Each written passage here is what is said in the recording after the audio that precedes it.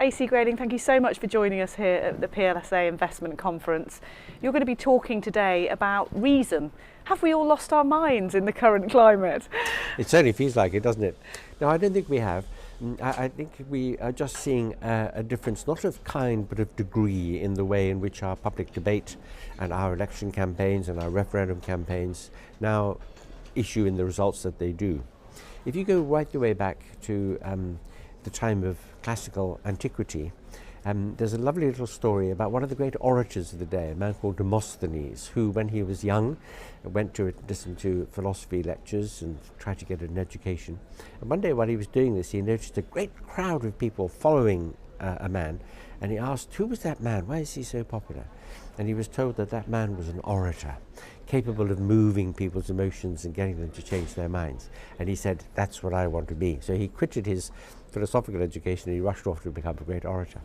Now that tells us something, that all the way through history people have been manipulable, that there is much to be gained from having the power of persuasion. So we haven't seen anything new in recent times other than the techniques which have been used. But these techniques are now extremely powerful. And so what we've seen in the election of Donald Trump in America, and what we saw in the outcome of the EU referendum, is predicated on these new ways of corralling attitudes, of aggregating votes by using techniques of persuasion and manipulation through the technologies we now have. For example, big data. Big data is exactly the one which has been key really in recent events. What happens here is that these big data companies, by looking at tens of millions of data points, are able to profile people with very great accuracy. So for example, they now know, if they were to look, for example, at your tweets, or to look at the sites that you land on Google, or look at your credit card usage, they would be able to tell roughly your age, roughly where you live, roughly your educational level, what you're likely to vote, and the sorts of things that might concern you. And so they can target at you advertising information and also send the messages to you when it's election time that they think will capture your vote. So they can tell what they think I want to hear apart from anything else. They do indeed. And if you were to look at a speech that Mr. Trump gave, for example, in the presidential election in the United States last year, you will notice, if you just sit and listen to a YouTube speech, that it seems very incoherent and very disconnected. Actually, it's a necklace of messages, because the big data companies have said, these are the people who you can get to vote for you. They will only hear the message in the speech that really resonates with them. So if you just string a whole lot of messages together, this message will get those people, this one will get those people, that one will get those. We'll aggregate them, they'll vote for you, and it will tip the balance. So that's looking at it with a slightly negative lens. How could you use this for the positive? Is that possible? Well, of course, the great hope is that you might be able to use it as an instrument of communication, of information, of education.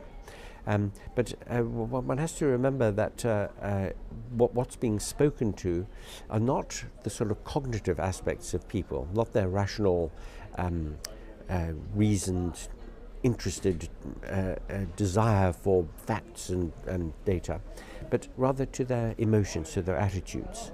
I'll give you an example. In the case of the EU referendum, people who voted to remain in the EU largely did so on the basis of something they knew. That is, they knew the EU and how it works and why they wanted to remain, what they thought the benefits were.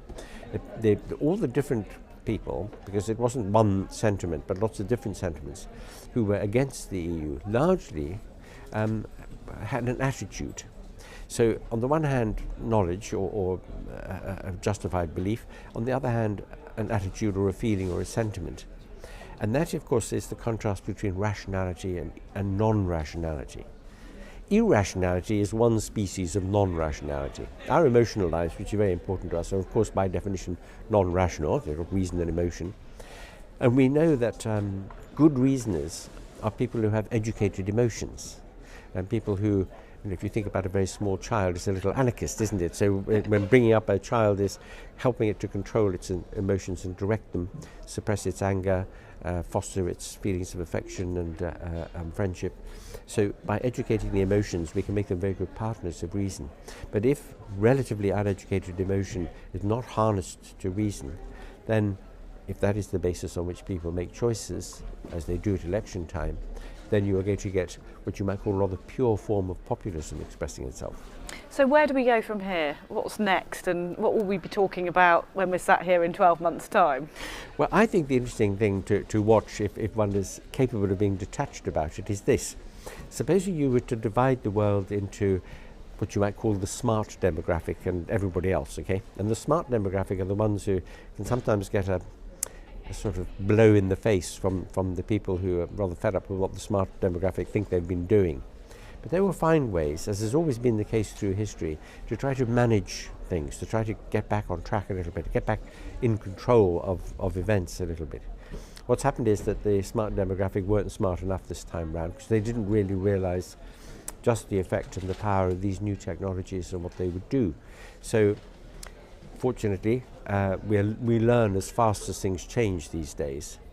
If you cast your mind back over the landscape of history, you notice that as from the beginning of modern times, that's in 17th century onwards, as more and more people demanded participation in decisions about government and in society, so little by little the elites who had had control of governments for centuries beforehand eked out a little bit of an extension of the franchise, a few more votes here, reducing property qualifications there, and so on, in order to try to get this change to happen in a very evolutionary way. Sometimes, of course, it didn't work because there were big revolutions that advanced things on. But even in revolutions, in the American Revolution in the late 18th century, for example, the thinkers of the time, people like Thomas Jefferson, James Madison and others, they saw that they would have to build institutions that would make the new democratic impulse feed into government indirectly, not directly. To be manageable? Yes, so they can manage it, so that it wouldn't end up as mob rule. So I think if you were to fast forward to our time now, there'd be lots of people sitting around scratching their heads and saying, right, well, how do we counter the big data phenomenon? How do we counter the fact that we now have all these instruments where we can manipulate opinion? How do we counteract that manipulation or use it on our side? Use it for the positive. Use it for the positive, yeah. But you see, the great difficulty there is illustrated by the following anecdote. Back in 1952, when Adlai Stevenson was running as the Democratic candidate against Eisenhower in the presidential election that year, he was told by somebody, Mr. Stevenson, every thinking person in the United States of America is going to vote for you. And he said, I'm delighted to hear it, but I need a majority. Now, that is the great difficulty that we face here. So, it's not the majority who are going to be persuaded by rational arguments and the economic consequences of something. So somehow or other, we have, in a responsible way, because I think, we're not talking here, I hope, about manipulating opinion against its own interests, but find ways of addressing the interests, the needs, the desires, the fears, the problems, the hopes, the ambitions of people that will use these instruments of communication fruitfully and in a positive way, as you say, to bring about a good result. Anthony, thank you so much. Fascinating insights. Thank you for joining us. Lovely to talk to you.